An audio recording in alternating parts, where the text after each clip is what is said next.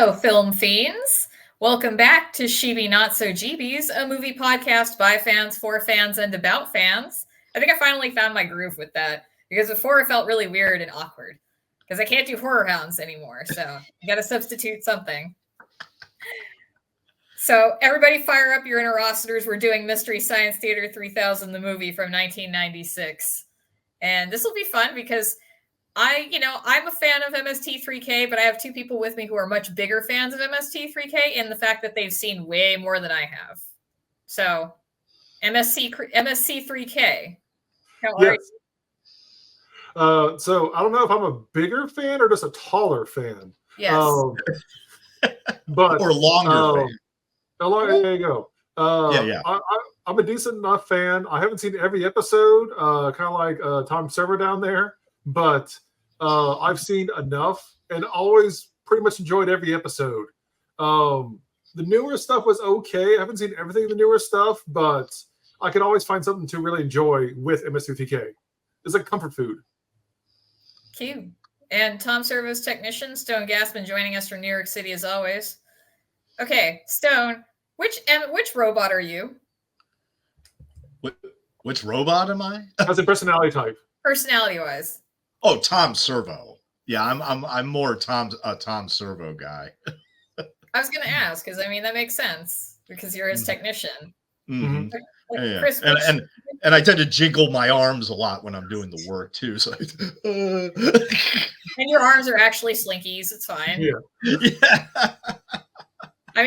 I'm more Crow because obviously my body is very I have two little tennis balls for eyes, right? Well, it's also all the chaos energy. Yes, that's true. It's like personality-wise, I'm Crow, but I want to be like Tom Servo. But I want to be Tom Servo because I just want to be carried around everywhere.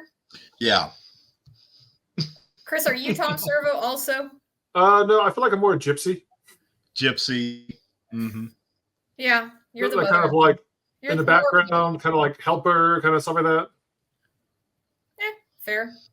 Mm-hmm. So, Stone, where did your MST3K journey start? Because you're 8 episodes away. You said from finishing it.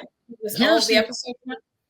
Here's the interesting thing: is that in the '90s, I barely understood what Mystery Science Theater 3000 was because I didn't have cable, so I didn't have Comedy Central or the SciFi Channel.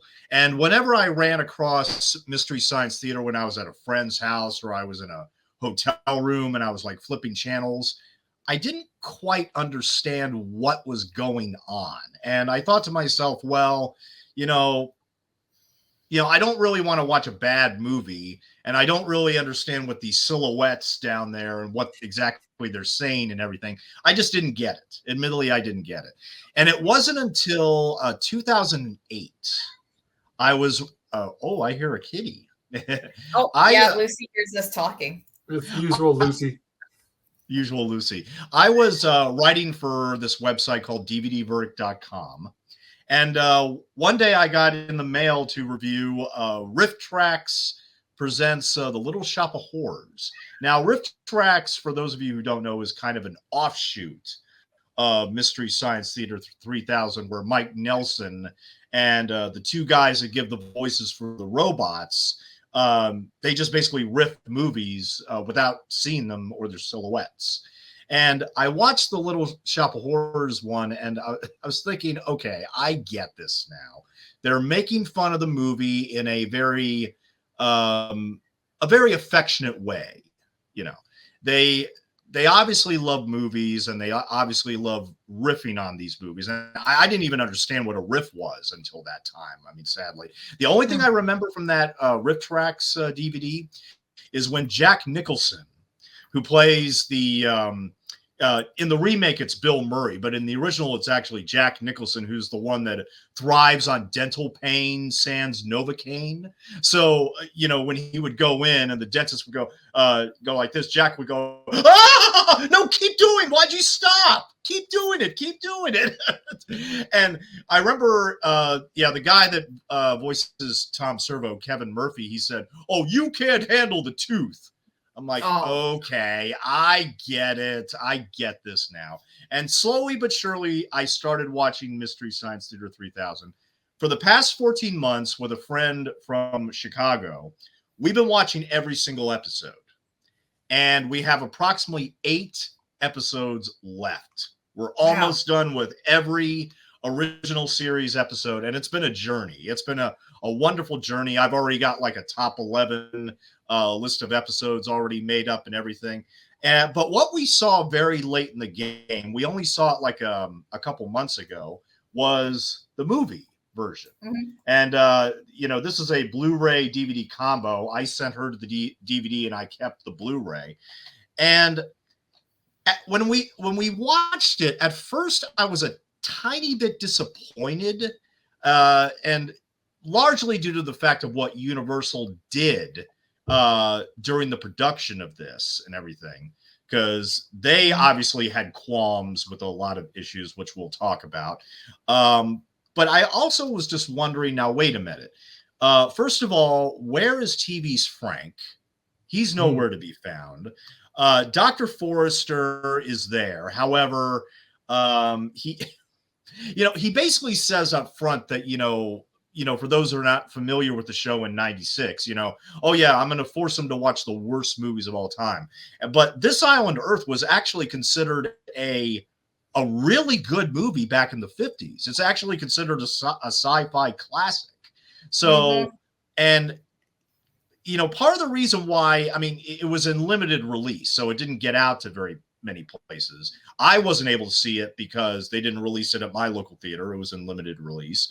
And on top of all that, the critics were less than enthusiastic about it, probably because of the fact that they were probably disillusioned by the fact that, wait a minute, they're supposed to be mocking the worst movies ever made, but This Island Earth is actually a pretty good one. And on top of all that, it, ironically enough, might be the best film quality-wise they ever riffed. Do you think so? Possibly. I don't know. Like, I think the last episode, MST3000, that movie, do you know what the movie is, right? Or no? I don't want to spoil it for if you don't know, Stone. Not Merlin's magician. No, not Merlin. Not Merlin. No. Not the Merlin with the winter one. Where they hit the reverse footage? No, that one. The series finale? The original series finale. Oh, the original series finale? Not the one that they were planning on making the finale? Danger Diabolique. Exactly, that one. Yeah. The Mario Bava movie. Yeah, Lauren adores that one. Yes. Mm-hmm. Yeah, that's the last one they riff. And to me, that's a really good movie, too, they kind of riff on. Yes. Mm-hmm. I would agree with that. Also, you're right. It is kind of rare that they would do, like, decent movies until later on when they have their side hustle, their Frasier, as it were, from Cheers with riff tracks. Yes. Yeah. It's kind of like, look at Starship Troopers, I feel like, at least seeing Starship Troopers back in the theater, I obviously didn't get the satire portion of it. And I think it kind of got written off as a bit of a cheesy sci-fi movie, but now everybody has a much bigger appreciation for it. So it's just how films will grow in popularity or wane. It depends. But at this point, I think TV's Frank had already died, or he was about to die in the next season. Yes. He got taken to second banana heaven by Torgo the White. Right. So I'm guessing it was probably before the movie, because I think Trace left the show, didn't he? Sorry, not Trace. Sorry, my bad. Frank, or Frank Conniff. Frank Conniff, yeah. Or at least as an on-screen personality. Mm-hmm. Mm-hmm. And I believe, I could be wrong, but I think on the documentary on this Blu-ray, Frank Conniff was the one that actually championed This Island Earth when they went to go see it at Universal and thought, no, it probably should be this one. Because, I think it was in between season 6 and 7. Because, Comedy Central season and Sci-Fi Channel season, yeah. Right. Yeah. They were being canceled by Comedy Central and they were going to the Sci-Fi Channel. Mm-hmm. And, they basically sat in a Universal screening room looking at several different movies. And This Island Earth turned out to be the most the most feasible one to do, and I can completely understand why. You know, I watched This Island Earth cold actually earlier today because I wanted to get an idea of what it was like to watch this in the 1950s. Because, you know, like director Joe Dante, one of my favorite directors, you know, he loves This Island Earth, and he was a little disappointed with how the MST3 guys handled it for various reasons.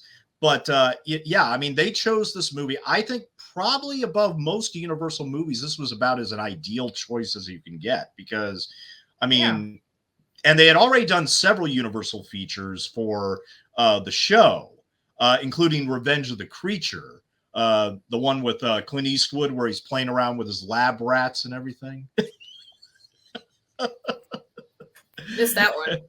Yeah, and the funny thing is that Jeff Morrow, who stars in This Island Earth, he was later in The Creature Walks Among Us, which was the third Creature from the Black Lagoon movie. But here again, like I said, it makes total sense to me why they chose This Island Earth. I mean, aside from the fact it was in color. Now, if you're going to bring in a 90s audience, you know, the movie has to be color. You can't, I mean, because half of the MST3K episodes are like crappy black and white B movies. And there's nothing wrong with that. But for a movie version, it's not quite as accessible. You know what I'm saying? It has to look good on the big screen. Oh, yeah. It has to look spectacular. And This Island Earth visually is a marvel. It's an absolute marvel visually. Yeah, the performances aren't that great. The aliens are wearing pants. Look, everybody likes a nice pair of Dockers. Yeah. Slacks, man. Oh. Yeah. Also, dude, okay, so when they wanted to initially write in the Bootsy Collins joke for Scrotor the Mutant, right? Mm-hmm.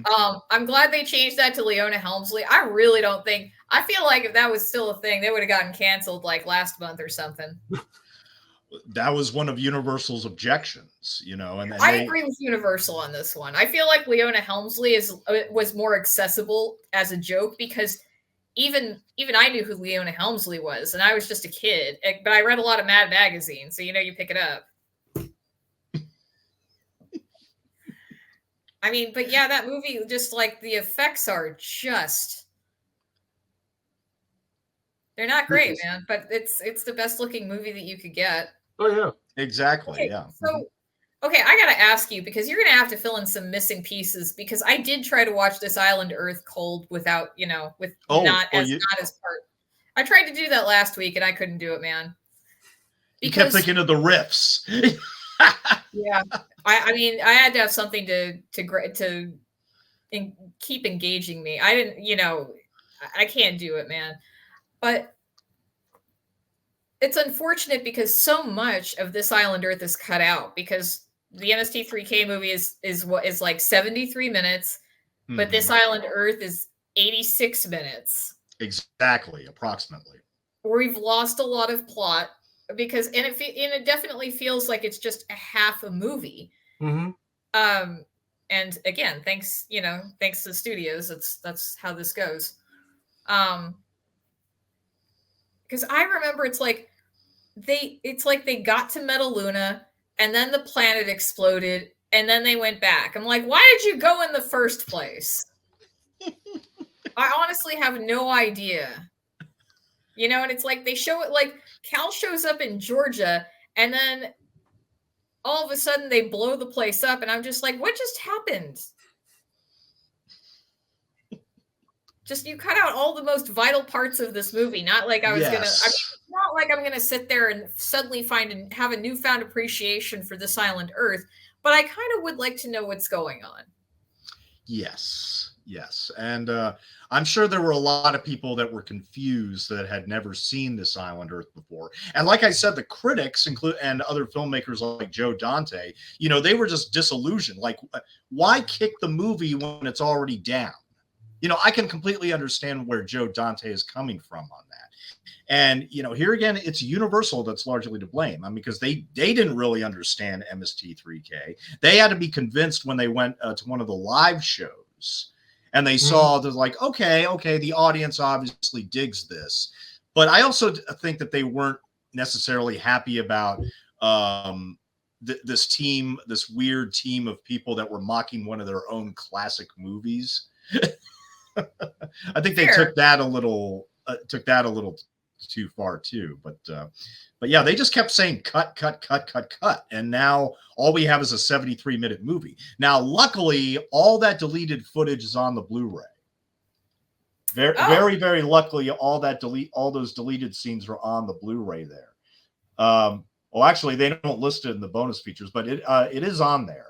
There's about 23 minutes of extra footage. Not all of it from this island, or some of it is just, the exterior segments and everything. I particularly like the Manos Hands of Fate bit where they have to take off the part and dump it. And I really like that and everything. And it's. I love how they fuck up the Hubble so badly it falls out of orbit. It's not supposed to do that.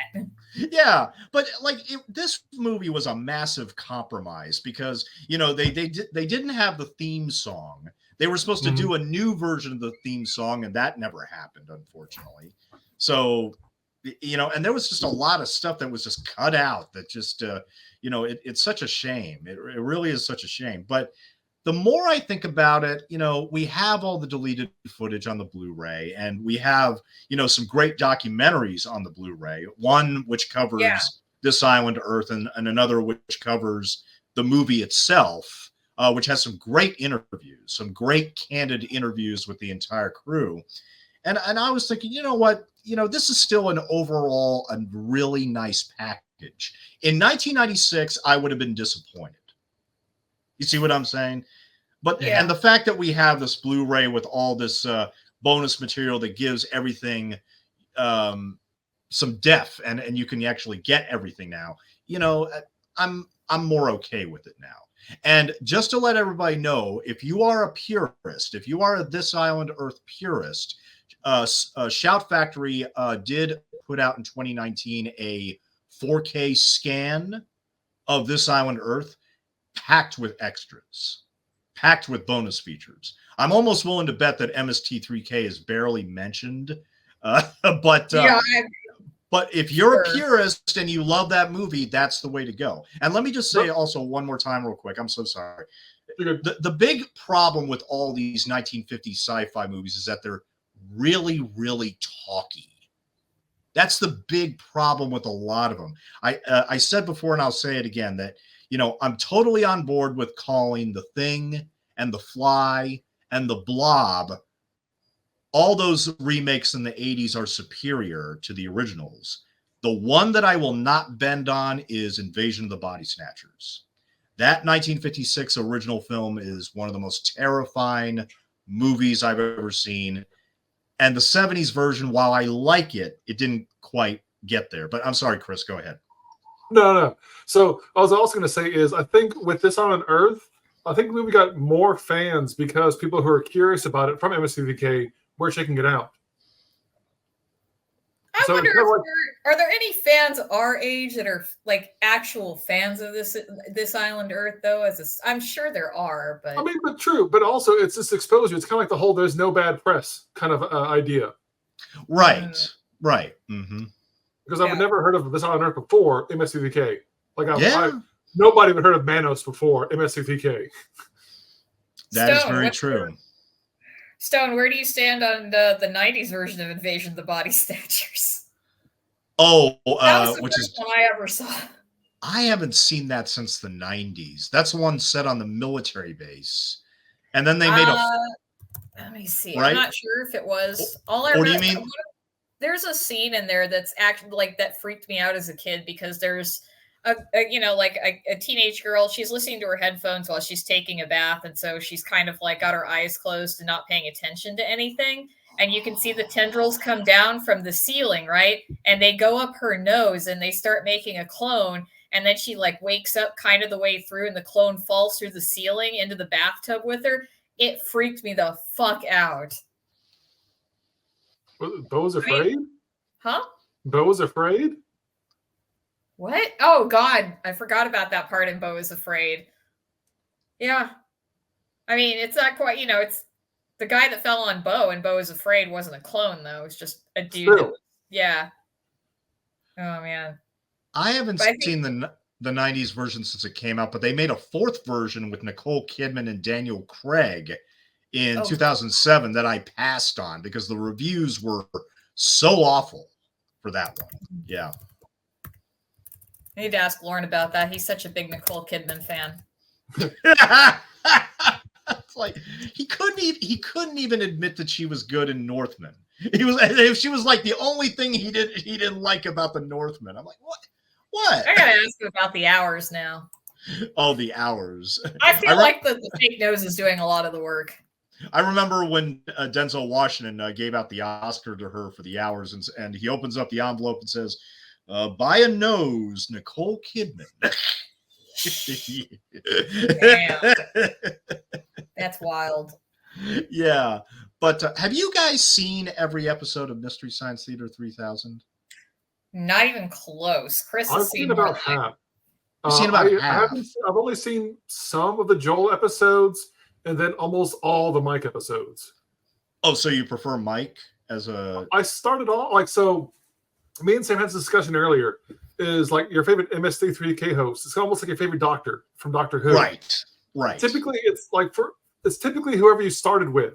But for me, like in Doctor Who, it wasn't who I started with. It's who I watched the most of.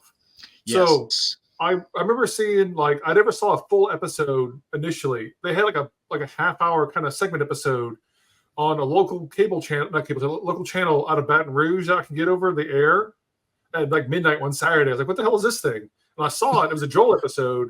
I was like, I always hunted down from then on. And then when I got cable, I was able to watch it on like the last bit of Comedy Central and then the rest on SciFi Channel. Yeah. I've never been into Doctor Who.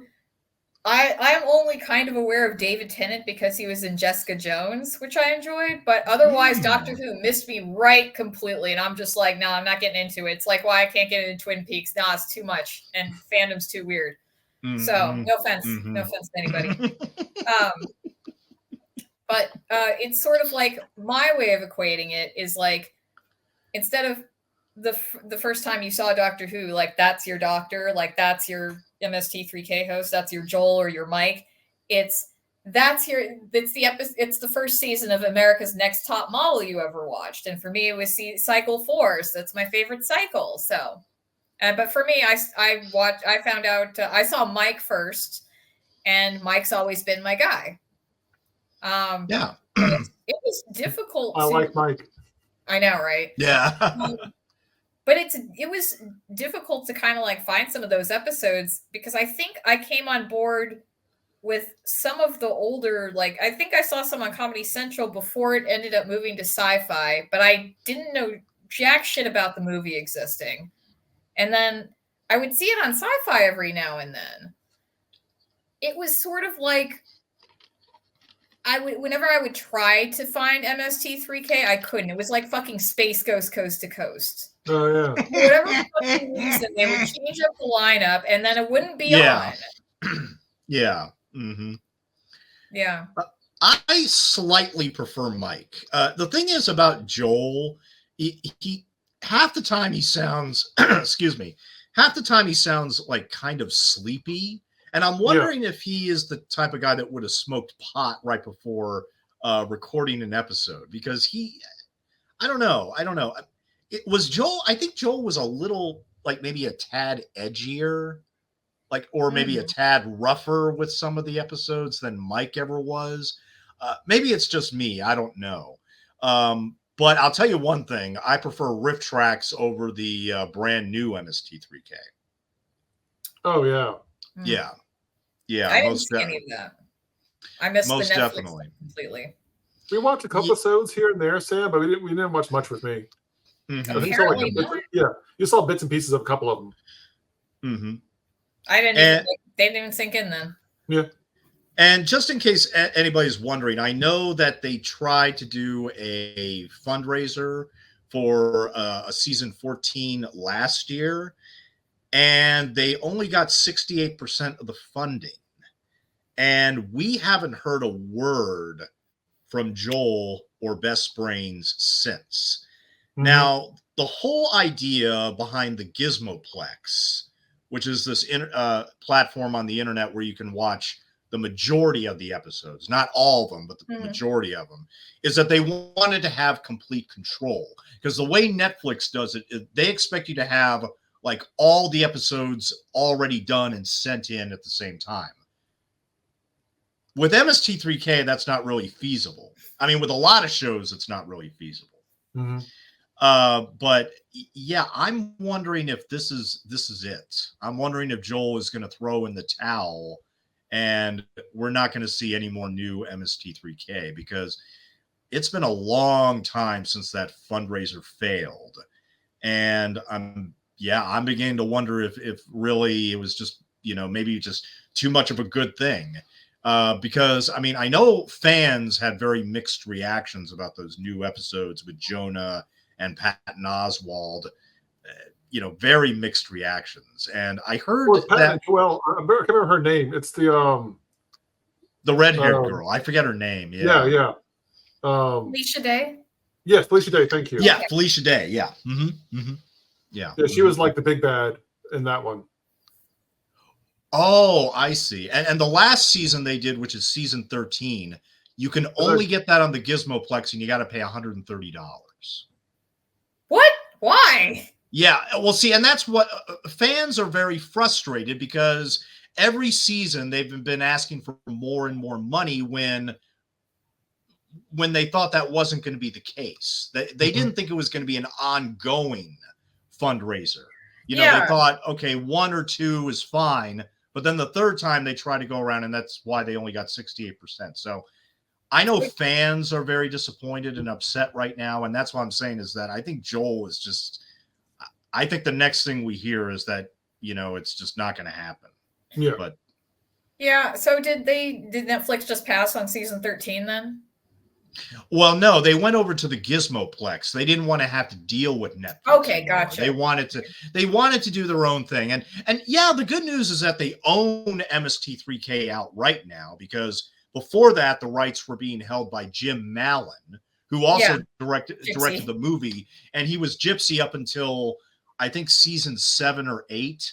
Mm-hmm. And there was a lot of behind-the-scenes drama with Jim Mallon. I don't know half of it, to be perfectly honest, but I do know that Joel, the reason why he left was he couldn't deal with working with Jim Mallon anymore.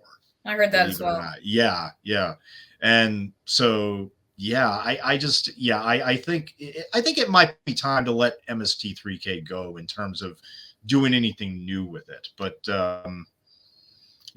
I mean, I would love to watch the new episodes, but I'm not paying that much money to. No. Yeah, that's too big of an ask, I would say. It's way too much. It's just way too much. As much as I love the show now, it just yeah.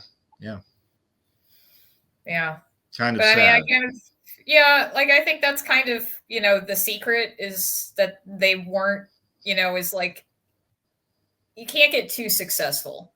If you get too successful, right? You kind of got to keep it like expectations low, guys. Mm-hmm.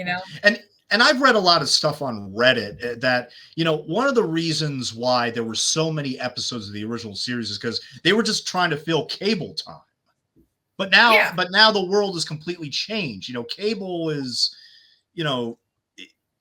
I don't want to say it's not as big as it used to be, but we now have streaming services. Yeah, there's not a lack of space anymore. Exactly, it's not about a lack of space anymore. You got that right, absolutely, and it's just a different world now. Oh, it is, yeah. Especially as you say with streaming, because I remember like when I was big in MST3K back in the day, I would watch the anime movie on SciFi Channel, then later on watch the MST3K episode on SciFi Channel. So I was big in SciFi Channel back in the day. Especially all those like stupid horror movies they used to make. Oh, it was a great day.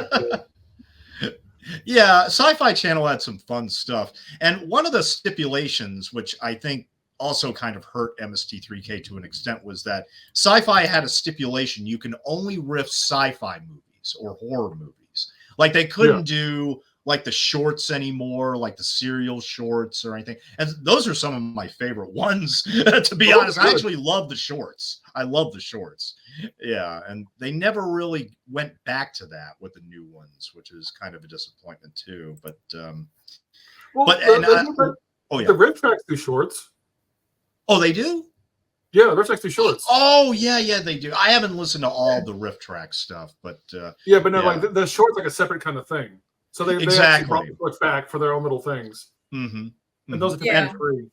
And I still think I think they still do live events. I think you can still get like Fandango tickets to go see these live events, which is pretty awesome. I'm glad they're still doing it. Santa Claus Conquers the Martians with Riff Tracks.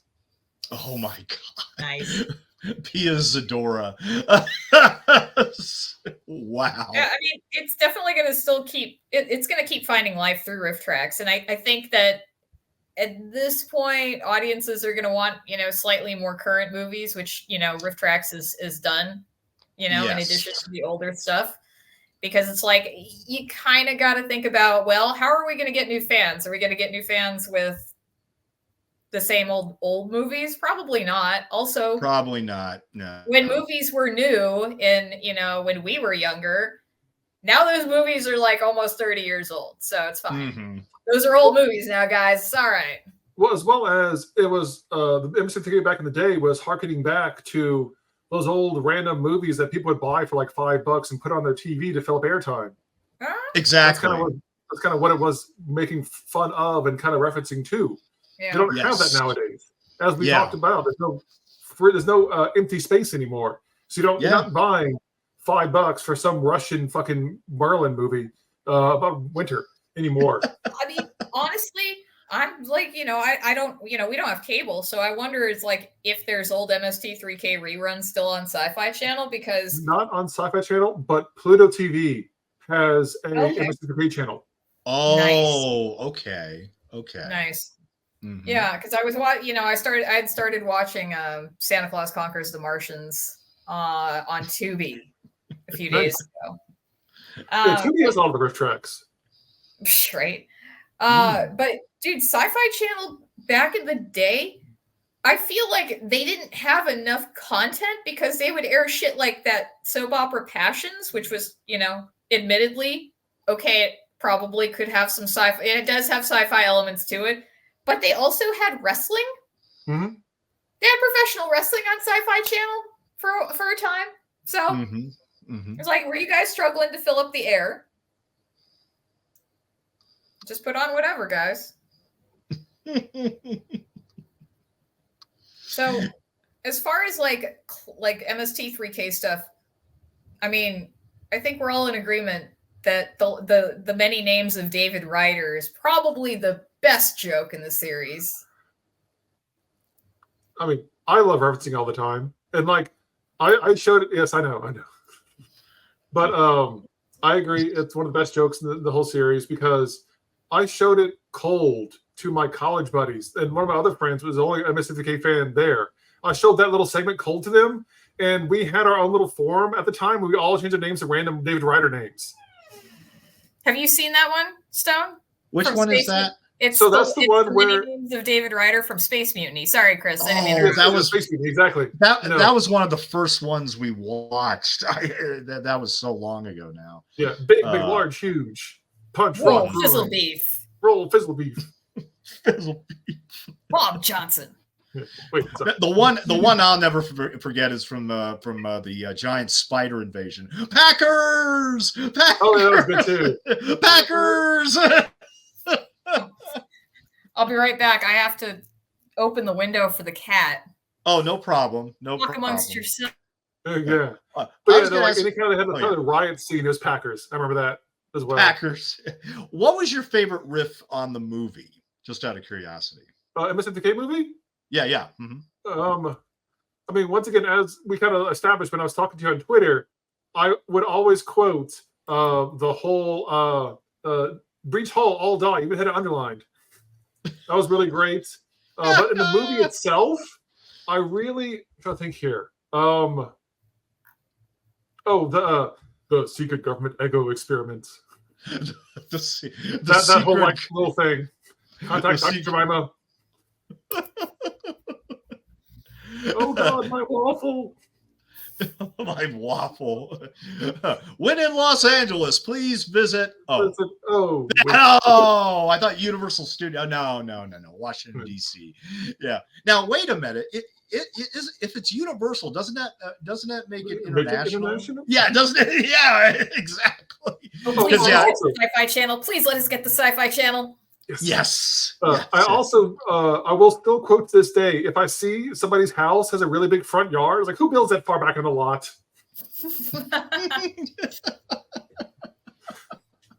Weenie Man away. Weenie Man. And I like how they give like the dog noses to the assistant, like. I mean, yeah, I laughed probably maybe 75% of the movie. I mean, of course, not everything lands. I mean, and of course, in every episode, not every riff lands. But exactly. I mean, I mean, in my personal opinion, I would say at least half of all MST3K episodes are worth revisiting. I mean, and there were schlocky ones where even there weren't enough riffs to actually compensate for the badness that you would see on screen.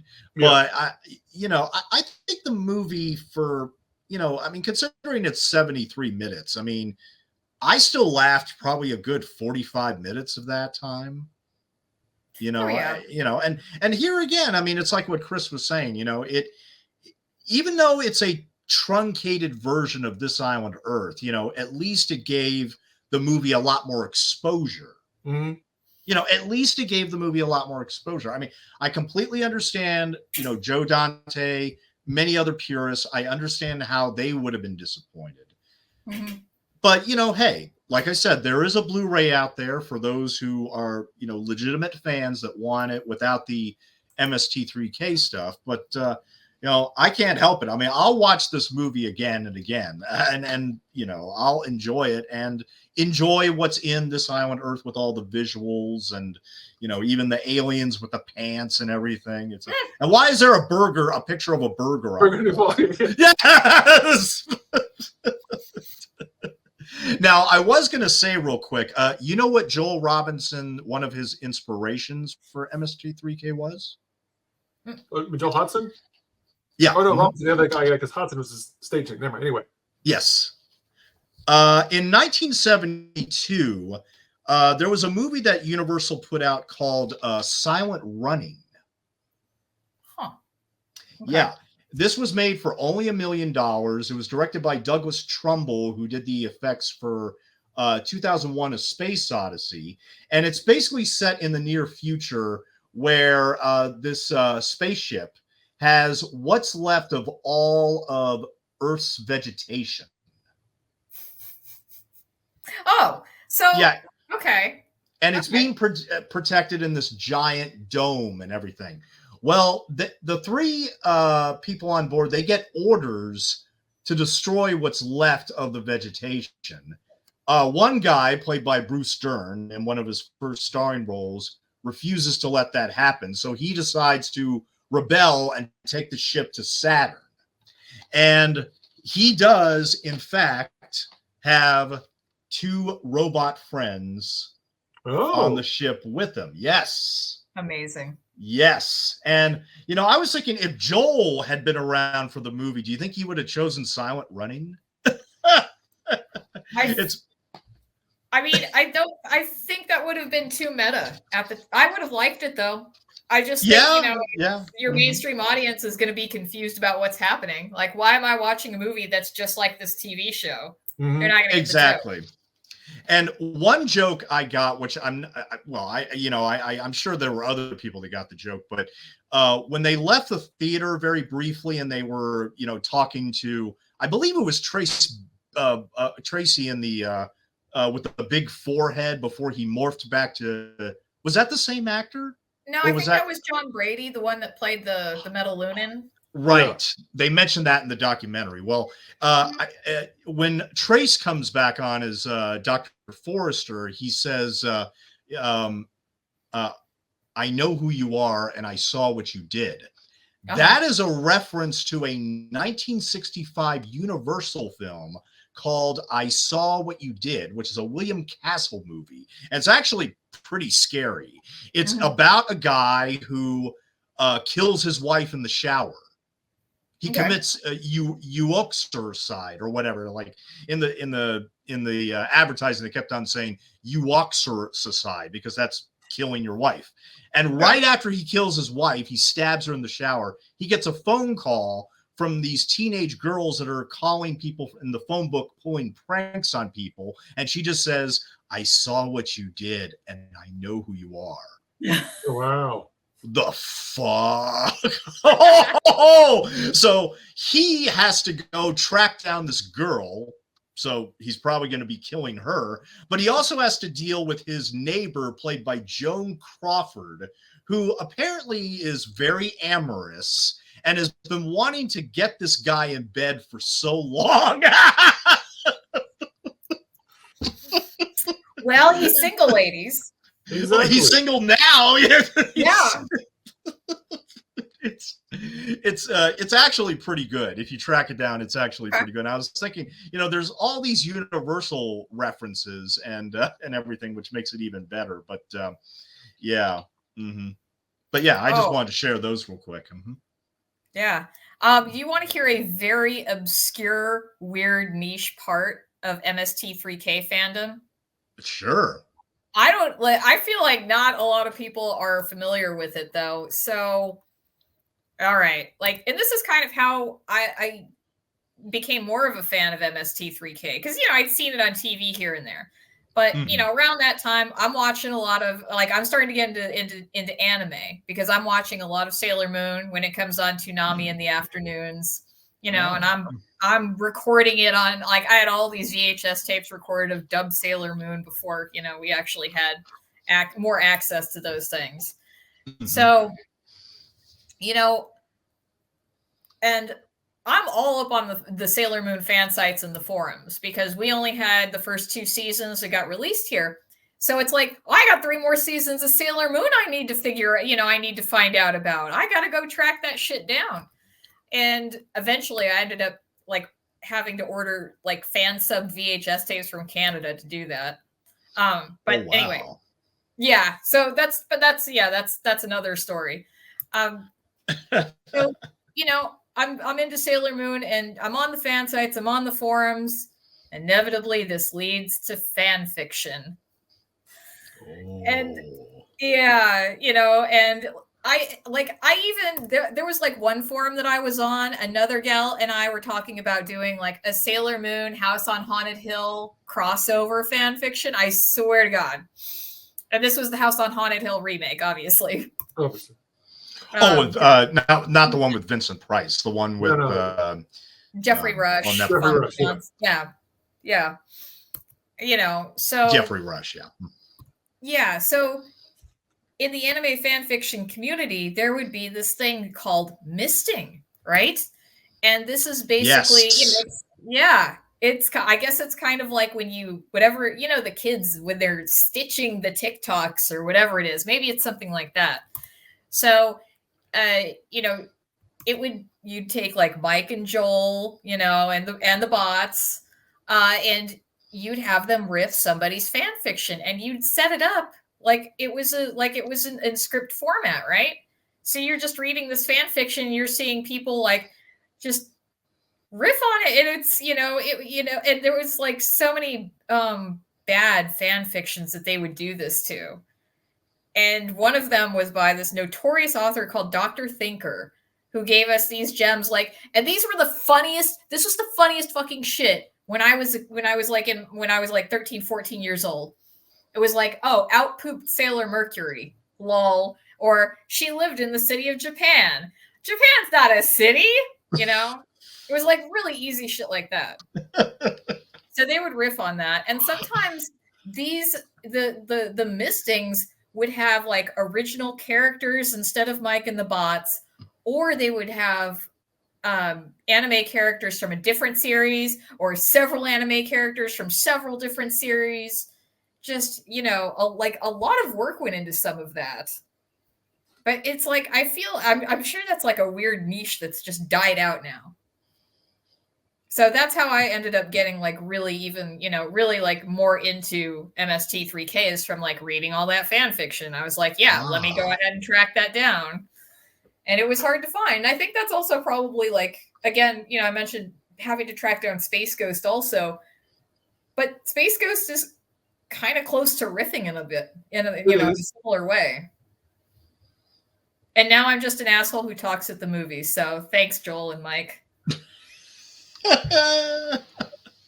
Dude, like how many people like MST3K raised an entire generation of assholes who talk at the movies. Yes. And ruin it for other people.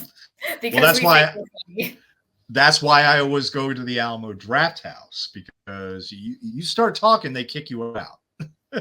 Unless it's an approved one. They have certain ones you can scream lines for and things like that.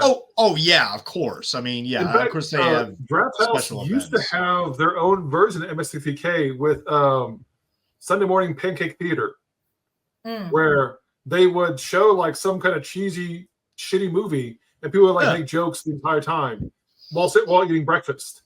I remember I saw the He-Man 80s movie there once doing that on the big screen.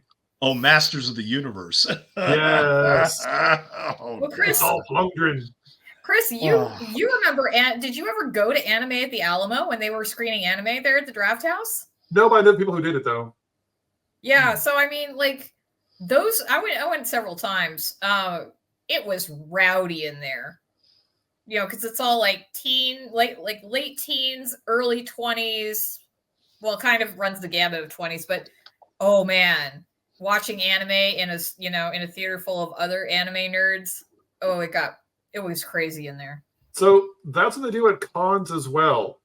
There is an 18+ area late at night where they show like essentially anime porn, hentai. It'd be like hentai fest, and people would just riff on these bad fucking anime porns, just making jokes the entire time. Yeah, anime is a special interest, isn't it? Oh yeah. Hentai's not my thing. No, it is not. Sadly, I don't watch a lot of anime. I've never even seen Akira, which I'm ashamed to say that. I've seen heavy metal. I have seen heavy metal, but I mean, I've always been a live action guy.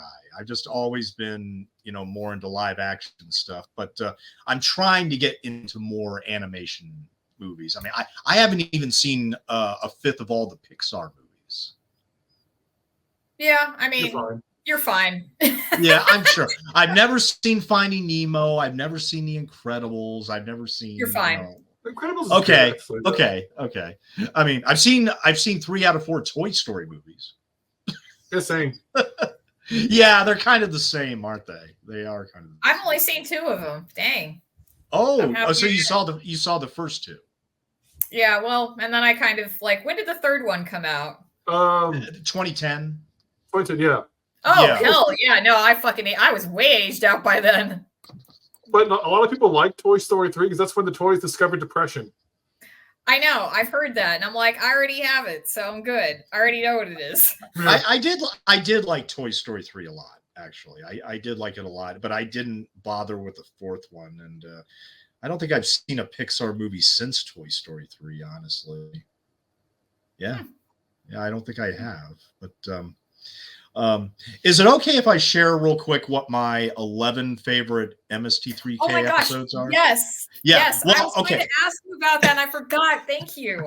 Yeah. Well, just to get out of the way first, there's 9 more that my friend and I still have to watch. And those are Outlaw of Gore, The Girl in Lover's Lane, Radar Secret Service, The Painted Hills, Teenage Crime Wave, The Gunslinger, Village of the Giants, Mitchell, and 12 to the Moon. And those are all in season 5.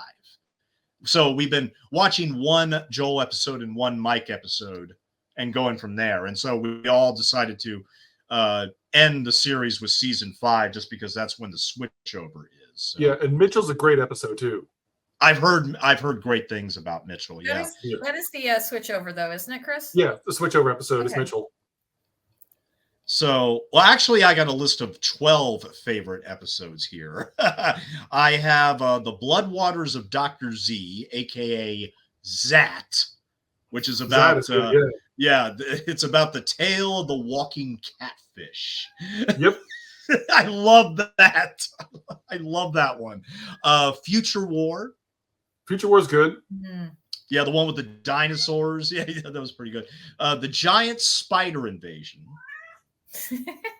Yeah, I love the Giant Spider Invasion. One of my absolute favorites is Girls Town. Okay. With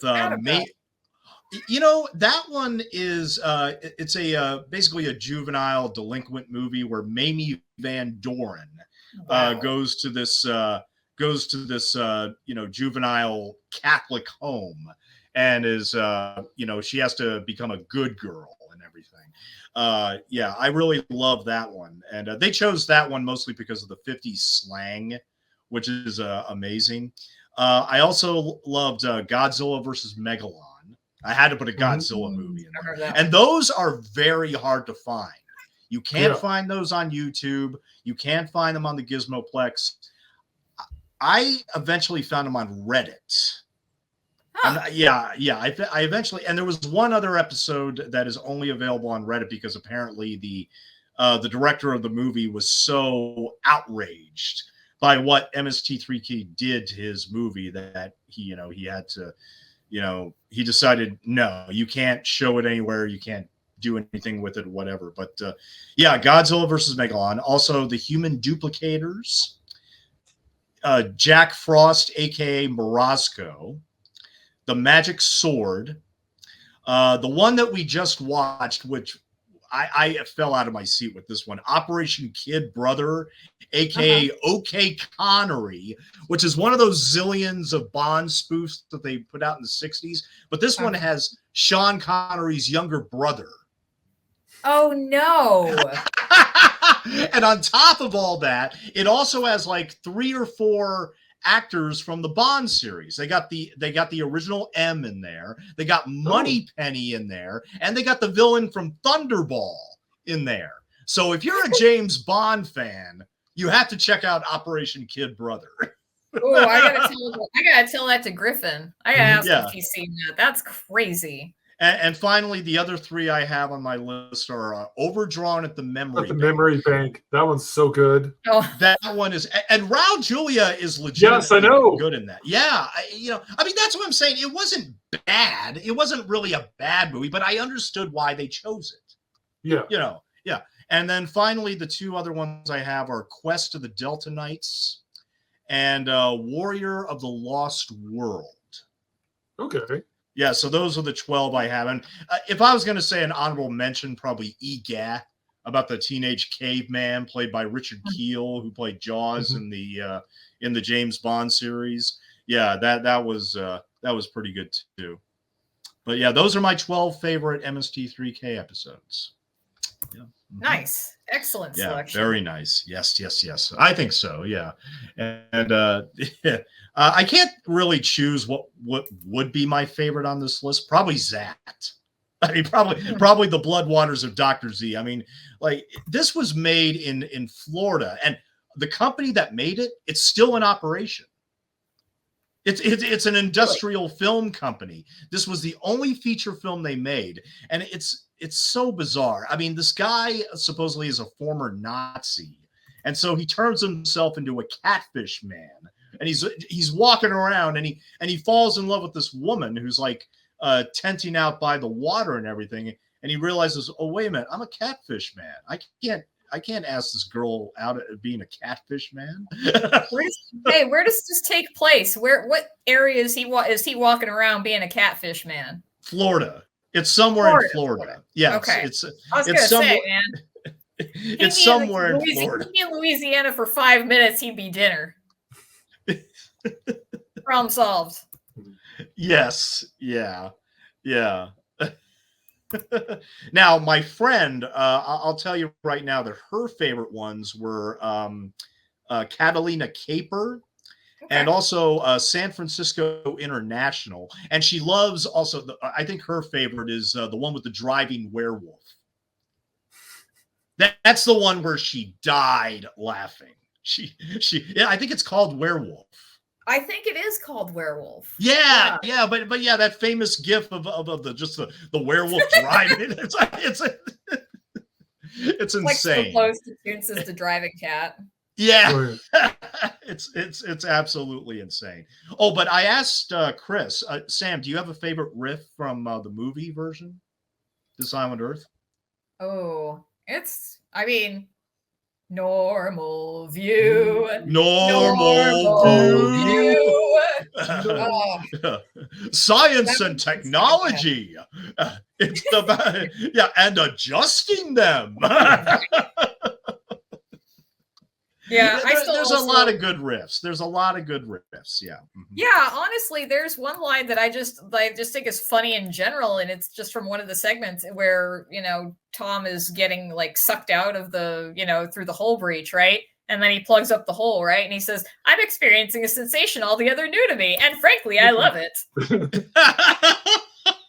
Well, and that was the cool thing about the movie, because of the PG-13 rating. They were able to, throw in some profanities. They were able to get a little more risque with the humor that they couldn't do on the show. Even though there is some risque stuff in those episodes, there are some risque stuff. Yeah, risque riffs, I guess you could say.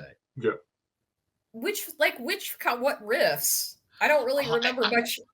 I can't think of the name off my head, but there are like sexually suggestive jokes that they make. Sure. Yeah, there was the one where it was with the devil doll,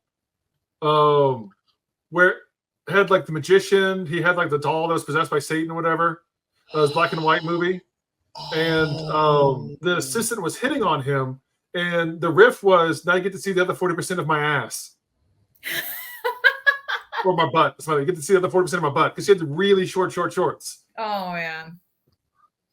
Okay, well, again, that's pretty tame. But All right, fair enough. But still, they were able to get away with a lot, considering that a lot of kids watched the show. I mean, in a lot of those episodes, they actually have the fans write in, and they had a huge kiddie audience, I think, because of the robots. Even though I think that, because I think there was one episode where they showed a movie called Side Hackers, where they almost made the huge faux pas, because they discovered almost too late that there was a rape scene in the movie.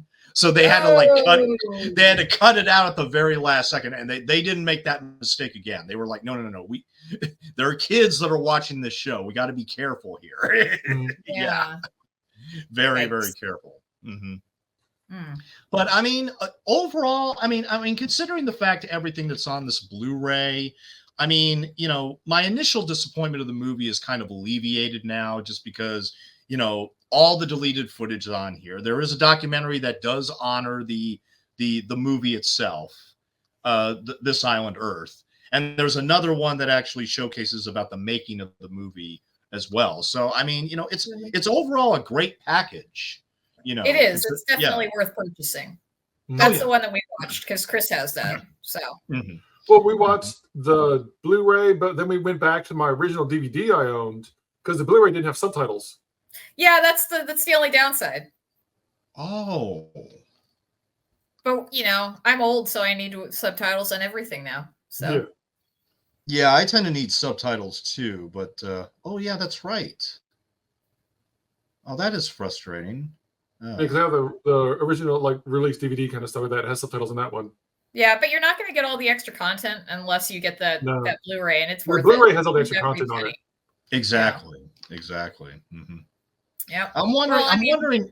Oh, sorry. Go ahead. No, you're fine. Go ahead. Oh, okay. I was just wondering. I wonder if Shout Factory will ever re-release the episodes in Blu-ray, maybe in bigger box sets. I mean, I'm surprised they honestly haven't done that yet, because what happened was they released the majority of them on DVD, but now most of those DVDs are out of print, and you would have to pay thousands of dollars on eBay to pick them up. I think they were able to get all of them released except for a dozen episodes, and those are mostly due to rights issues, and some of the original creators, like I said, Rocket Ship XM and then Toho with the Godzilla movies, They just don't like what those movies did. The funny thing is, one of the movies they did called Squirm, about these worms and everything. The guy that wrote and directed that, he was particularly pissed at what MST3K did, and so apparently on the outer print Blu-ray for Squirm, he does an audio commentary where he totally trashes them. Well, like, guys, they're affectionate in the mockery. You don't. It's a roasting. It's a roast. Yes, it's a roasting. Look, they love the movies in their own way, but at the same time, they're doing it in a very affectionate way. It's not meant to be, personal. But unfortunately, some of them did take it personal. So I know, but it's just I think it's just like some like good-natured ribbing is fine. And also, I remember MST3K did like did an Oscar special where they're making fun of mainstream movies. They're just going by the clips that were being shown for the Oscar reel. I think it was being shown at the same time those were on too. And I, honestly, I loved that because, I was very excited to see more current movies, grabs my attention a little bit more. But, speaking of what speaking of the, what you were saying about Shout Factory releasing some of this stuff, and it's like I just went over there. They have a fuck ton of MST3K, dude. Like, oh really? Tons and tons and tons. There is a lot of volumes because they had like 27 volumes or something like that of DVDs, so there's probably some missing. Yes. Yeah, I mean, and they were able to. I mean, there's one for Gamera. Yeah, MST3K versus Gamera Standard Edition, but it's like $50. Oh. So I mean, they were still able to get that one. But yeah, I mean, y'all can go broke on Shout Factory. That's fine. I'll be over on Sheebie if anyone needs me. Yeah. Well, I mean, I don't think I can invest in buying all those episodes. No. Maybe certain ones, maybe the Blood Waters of Dr. Z and something like that. But I if I was going to start collecting those, I would have done that years and years ago. But it's fine. I mean, physical media will never die. Oh, it's not like this. It's not like Target's getting rid of their physical media by 2025 or anything. Oh, that's good Lord. Yeah. Yeah, I know. It's just another nail in the coffin at this point. It's physical media. I think sadly is going to become a niche thing. I mean, it's not going to go away entirely, but yeah, it's going to. No, it's going to be a shadow of its former self. It's the new vinyl. And unfortunately, I think that a lot of studios and distribution companies are going to get this attitude where, like, well, we don't want you, quote unquote, owning the movies anymore. That's why with streaming, they can yank your copy even if you bought it. Yeah. So wait a minute, you give me a refund or you give me the movie back because I bought it. So yeah, it's kind of ridiculous, and it is a little scary. I'm hoping it doesn't really. I mean, look, I'm going to be watching Blu-rays for the rest of my life. I got my Blu-ray players in my collection. It just, I'm not going to, and I don't think I'm ever going to go to 4K. Yeah. I just don't think so. I mean, maybe 3 years ago, maybe I would have started doing it, but I'm perfectly comfortable with my Blu-rays. And there's not anything else coming out soon that I want to buy, so I don't have to waste money. So that's good. Oh yeah. Except for maybe Bound on Criterion by the Wachowski brothers. That one I would definitely pick up. So fair. Very fair. But all three of us recommend the movie, right? I mean, despite the fact this island. Yeah, even though this island Earth got a little short shrifted, unfortunately, in the process. And, I understand the purists. I understand where they're coming from. But, here again, the exposure is what matters. And, I think a good way of thinking about it is it's like an appetizer. It's to bring you into MST3K, and then you can start trying a little bit of column A, some of column B, a little bit of Joel, a little bit of Mike. And they successfully did what Serenity tried to do. I mean, yeah, they did live beyond their movie, which good on them. Yeah. Yeah. So anybody, do you guys have anything else to share about the movie before we wrap it up tonight? My stuff. I got some random like MSVK things. Oh yeah, show off your swag. Go ahead, yeah. Yeah, I got little. The only vinyl pops I ever fucking bought were these two. Oh, they're adorable. And I mean, honestly, like if those were only the only ones you own, you picked the best ones. Exactly, it's the only ones I own. As well as I do own Kevin Murphy's book, A Year at the Movies. Ooh, yes. I'm very interested to read that at some point. And finally, I forgot. I have these little patches, a fan made of MST3000 movies. So I got it's like I think there you go. Yeah. So essentially, what it is like mission space patches for like episodes of MST3000. There's Monos, The Hands of Fate. And then this one, the one in the center is Cranecore from Prince of Space. Yes. So the episode, and then the last one is from the Jonah season with the about the Sasquatch. So they all have like satellite love on it, the season number and episode number. So it's SOL, then the number. That's definitely a Sasquatch on there, and yeah, and I like the Monster Squad pin too. I saw the Monster Squad for the very first time only a couple years ago when I did a commentary with Jay the Stingray, and I'll never forget. I'll never forget when they put the dynamite in the Wolfman's pants, and it was so awesome. Oh, that was so much fun.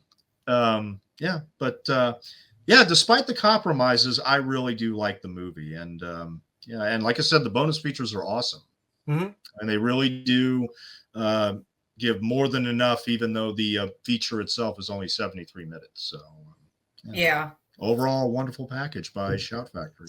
Indeed. Well, guys, I'll go ahead and include all of our socials in the section below the video. But until next time. This island Earth can be yours if the price is right.